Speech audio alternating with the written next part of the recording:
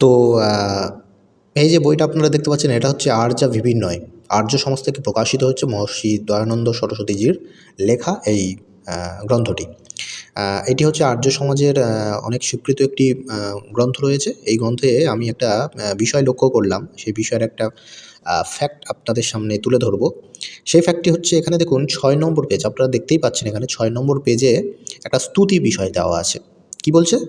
এই স্তুতি হচ্ছে ঋগ্বেদের একটি স্তুতি দিয়েছে তারা। এখানে ব্যাখ্যাটা আপনারা দেখুন। যেহেতু আর্য সমাজের গণ যারা রয়েছে তাদের দাবি হচ্ছে ঈশ্বর হচ্ছে নিরাকার, নির্গুণ, নিরাকার। কারণ ঈশ্বর তো, যার আকার নেই তার আবার কিসের গুণ থাকবে? যার আকার নেই, মানে যে কিছু করতেই পারে না, যে নিস্তব্ধ, যে স্থির, তার তো কোনো গুণ থাকতে পারে না। এখন দেখুন এখানে কি বলছে, এই বেদের এই স্তুতিতে দয়ানন্দ সরস্বতীজি তিনি কি বলছেন? বলছেন, হে সর্বদৃক সর্বদর্শাস্ক্রতু, আপনি সমস্ত জগতের জনক, সত্য, অবিনাশী, অর্থাৎ আপনার কোনো কালেও বিনাশ নাই। ঠিক আছে? আপনি চিত্র শ্রবস্তম, আশ্চর্য শবনাদি, আশ্চর্য শক্তি ও আশ্চর্য রূপ। ভালো করে এই পয়েন্টটা আপনারা দেখুন, এখানে কি বলছে? আশ্চর্য রূপ গুণ সম্পন্ন এবং অতি উত্তম। আপনার তুল্য বা কেহই নাই, আপনার তুল্য বা বড় কেহই নাই। হে জগদীশ, দেবেবি আপনি দিব্যগুণ সম্পন্ন হইয়া আমাদের হৃদয়ে এবং বিশ্ব জগতে প্রকাশিত হন। তাহলে একটা কথা আপনারা এখানেই আপনারা একটা লক্ষ্য করুন, যে ঈশ্বর নিরাকার, যে কারোর কোনো কাজে হস্তক্ষেপ করেন না, মানে আর্য সমাজের দাবি অনুযায়ী, আর্য সমাজের যারা রয়েছেন, যারা বিদ্বানরা রয়েছে, তাদের যে দাবি অনুযায়ী যে ঈশ্বর কারোর কাজে হস্তক্ষেপ করেন না, ঈশ্বর হচ্ছে নিরাকার, তাহলে সেই নিরাকার ঈশ্বর, যে নির্গুণ ঈশ্বর, যার কোনো গুণই তো দেখা যায় না, মানে নিরাকার হলে তার কী হবে?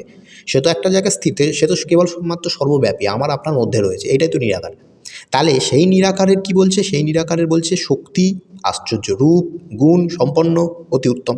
মানে তার যে একটা রূপ আছে, তার যে শক্তি আছে, তাহলে এটা থেকেই তো বোঝা যাচ্ছে। এখন সেই নিরাকার যে হচ্ছে সর্বব্যাপী নিরাকার, মানে আর্য সমাজীদের যে বিদ্বানদের যে ঈশ্বর, যে নিরাকার ঈশ্বর, সেই ঈশ্বরের তো একটা শক্তি আছে। যদি সেই শক্তিটাই তার মধ্যে না থাকতো, সেই রূপটাই তার মধ্যে না থাকতো, সেই গুণটাই তার মধ্যে না থাকতো, সেই দিব্য গুণ যেটা বলছে যে দিব্য গুণ সম্পন্ন হয়ে আমাদের হৃদয়ে প্রকাশিত হন, সেই দিব্য গুণটাই যদি না থাকতো, তাহলে তিনি কিসের ঈশ্বর? মানে এখানে তো ঈশ্বরের উপরই একটা প্রশ্ন উঠে যাচ্ছে।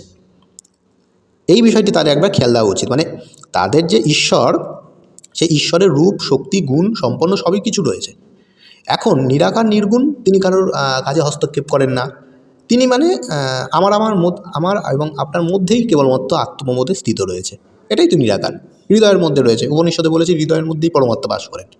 তাহলে হৃদয়ের মধ্যে যে নিরাকার ঈশ্বর রয়েছে, সেই